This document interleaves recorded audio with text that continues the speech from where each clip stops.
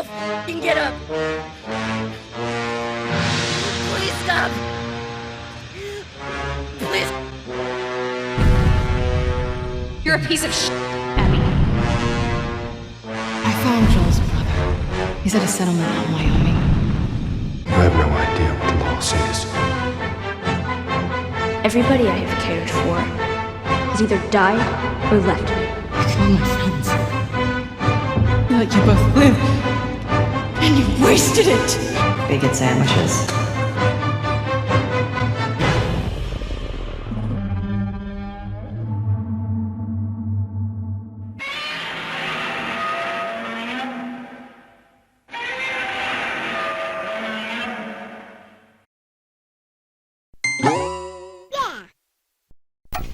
If it isn't the most awarded game in history. Oh wait, what am I saying? I need to correct myself. Sorry, that pretentious title has been removed off The Last of Us and was actually handed to Elden Ring last year. I almost forgot. Stop! Please don't do this. Joel, please get up! Well, thank God for that, because every The Last of Us 2 stan couldn't type out a single tweet without mentioning that. It was like the prefix to whatever tweet they were putting out. They couldn't say The Last of Us 2 without introducing it as the most awarded game in history. But it does bring a huge smile to my face that this trash-ass game lost that pretentious title. Yet you don't see From Software fans doing the same cringe. You don't see them introducing Elden Ring as the most awarded game in history. Elden Ring, blah, blah, blah. Anybody else notice this? Anybody else notice that Elden Ring fans weren't doing the same shit Naughty Dog fans were doing? There's just something special and unique about your average Naughty Dog fan. And no, it's not just a tism. Joel. Your average Naughty Dog stan will claim to be a huge fan, but when they say that, what they really mean is they're solely fans of Uncharted and The Last of Us. You sit them down and talk about Jak and Daxter, and they would not be able to engage in conversation with you about it. I don't know if it's just because I'm not a normie, but knowing that the majority of Naughty Dog fans think the Uncharted and The Last of Us franchise is far better than Jak and Daxter or any Crash Bandicoot game they ever made is pure insanity to me. The shift of going from solely hardcore gameplay to cinematic storytelling really did pull in all the normies and ruin video games. Okay, Grandpa. Knowing that the majority of their fans come from The Last of Us and not one of their brilliant platformers gives me absolutely no hope for the future of gaming. The strong gravitation towards cinematic narratives has done irreparable damage. It's why the video games with the best gameplay of the year don't actually get Game of the Year. It's why when people look for the absolute best the industry has to offer, they're often misguided by people who don't know anything outside of the AAA scene. So when you ask yourself, what am I to blame for the mass casualization of gaming? Where did it all start? Well, The Last of Us. That is the moment this giant shift happened, which is why I am so relieved that The Last of Us 2 did not set another standard. The people who praised Naughty Dog stayed loyal to them, declared them the best developers of all time, quickly jumped ship after The Last of Us 2. To this day, I still can't think of a more divisive game. If there's anything The Last of Us 2 accomplished, well, it was that. It got people to question, do we actually like video games like this? Which is very important because it could either be a turning point for us to correct this great mistake the industry has made, or things can continue to stagnate, leaving the gaming industry completely devoid of innovation, where they continue to put out content that is a lot like the artificial Krabby Patties SpongeBob made in that episode. Remember that episode where he was printing out Krabby Patties? Well, I don't want no artificial Krabby Patties. So I'm very glad to see how much of the gaming community has woken up to Naughty Dog, especially this year, where they didn't get The Last of Us Factions 2 and were instead told that the entire project has been set aside for now. We're 3 years into the console generation and PlayStation still does not have a first-party multiplayer game. What can Last of Us fans expect in the future from you? How insane is that? Factions 2 was supposed to fill that void. And now there's no guarantee it's even going to exist. And this is news people are being given after purchasing the game. But Naughty Dog told themselves, that's not enough. We haven't spat in their faces enough. Let's throw them a fully priced remake of The Last of Us 1. Oh, and let's ensure that the PC port is the most broken game of the year. We gotta make up for the loss on The Last of Us 2. That was an expensive project. And you know what? Let's throw them a TV show. That's exactly what this crowd wants too. A TV show. They don't need multiplayer. They need a TV show. That ain't right. Jesus Christ, Naughty Dog. You didn't even have the courtesy to just throw them crumbs. No, you threw them trash. Straight up trash. From a can right next to you in an alleyway. You have a loaf of bread in your pocket, but you figured, why do that? Let's feed these pigeons trash. Well, you know what? I feel like we haven't pissed off our own fan base enough this year. How about we end it on a high note? The Last of Us Part 2 Remastered.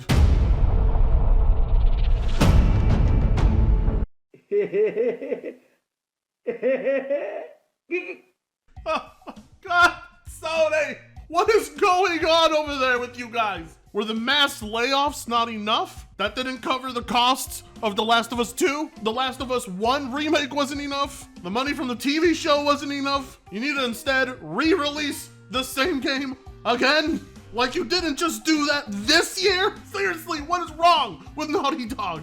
Ooh, if I could just actually tell you how I truly feel about this hypocritical, super politically correct developer that has mass layoffs of its own hardworking employees. But I'm already in enough trouble with YouTube as it is. I'm not allowed to try and even be remotely entertaining and funny on this website. Gundam, you warned me. You warned me a while ago, Gundam, that this would happen. Okay, well, anyways, The Last of Us Part 2 Remastered for PS5. Because obviously it's not enough that you bought our brand new console. You also gotta rebuy all of your games. Why play The Last of Us Part 2 through backwards compatibility when you can pay $10 to upgrade? All right, fine, Naughty Dog. I don't think that's a bad price for an upgrade that should be free. What comes with those $10? But most importantly, how does the upgrade look? Well, let's see. It made no difference, because the only person who could develop a vaccine. Oh, wow, it's the exact same game! Bravo, Naughty Dog!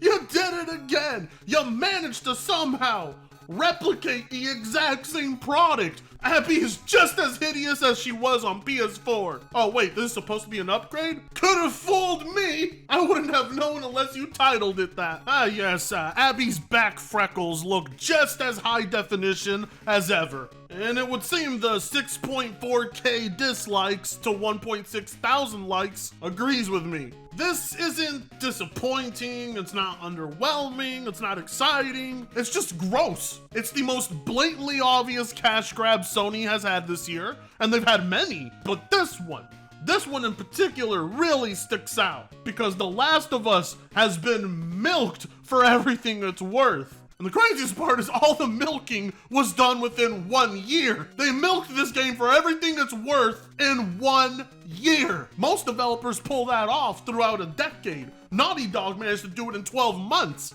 The remaster for this game is releasing so soon that you legitimately cannot tell the difference between it and the backwards compatible version of The Last of Us 2. It's not a good sign, and I don't care what any pony says, but it's not a good sign when Sony is that desperate. Visually, there's nothing being offered here. But what about all the extra stuff that it comes with? That should honestly have been given away for free for failing to release Factions 2 for 2 years now. But hey, I don't know what to tell you. Naughty Dog isn't sorry. Now give them money so that you can now play it in actual 4K. Was that not enough for you? How about improved loading times? Huh?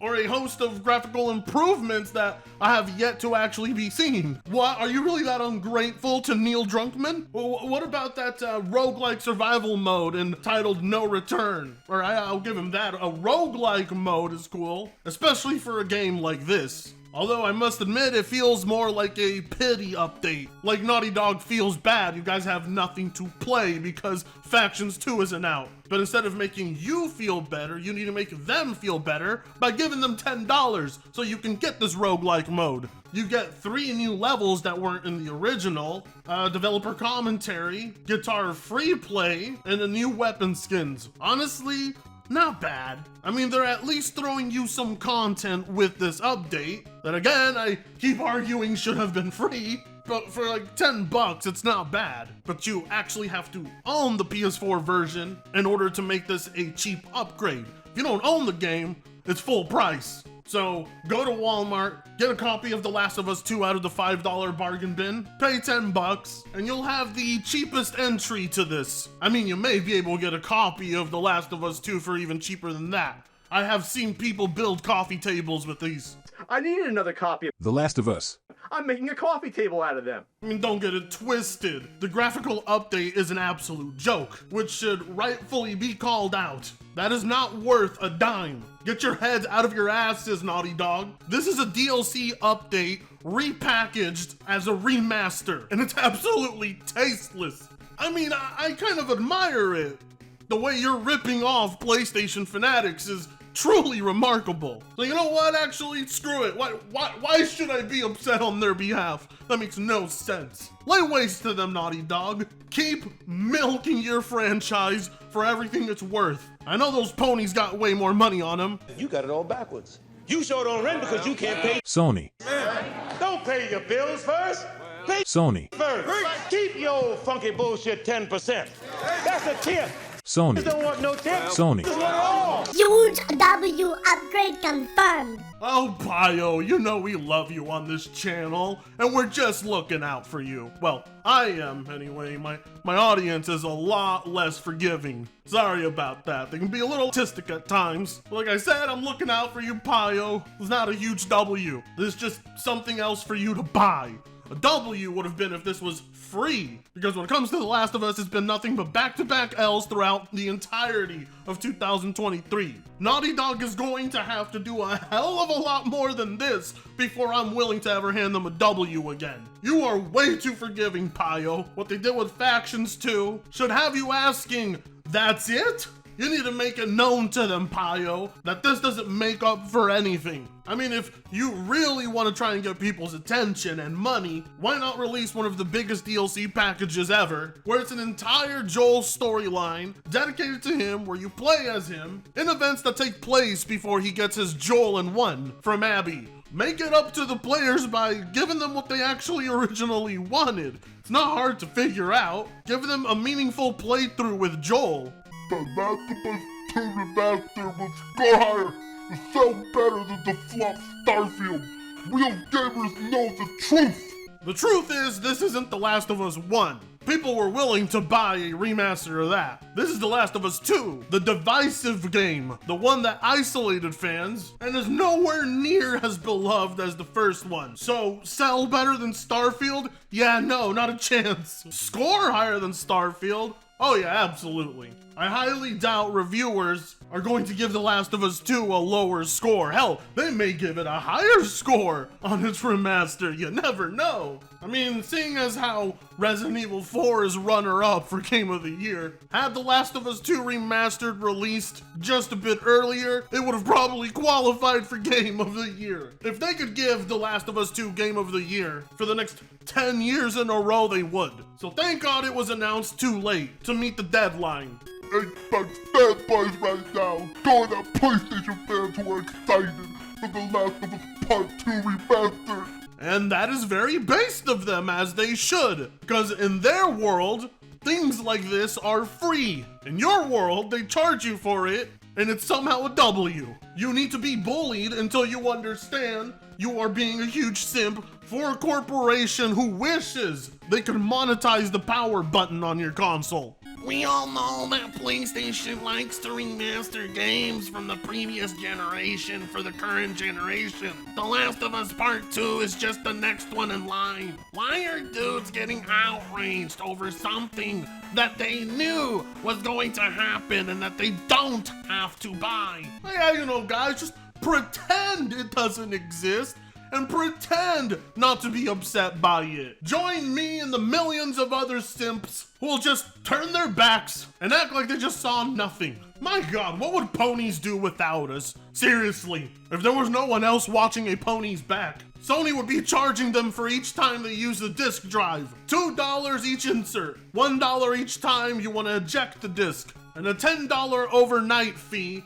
if you don't have enough money to pull out your disc. Desperate times when The Last of Us Part 2 Remake is a highlight for the PlayStation brand this year. Unbelievable. An absolutely atrocious year for PlayStation. I feel bad for all the PlayStation users who have to pretend like they like this. This is not it. So as you guys often say to the Xbox dudes, demand better. And I demand you to like, comment, share, and subscribe. Not if you so choose to. Do it forcefully, because I said so. Get me to the funny 69K number, please. It's all I ever wanted. That being said, I'll see you in the next one. Free Congo sucks ass.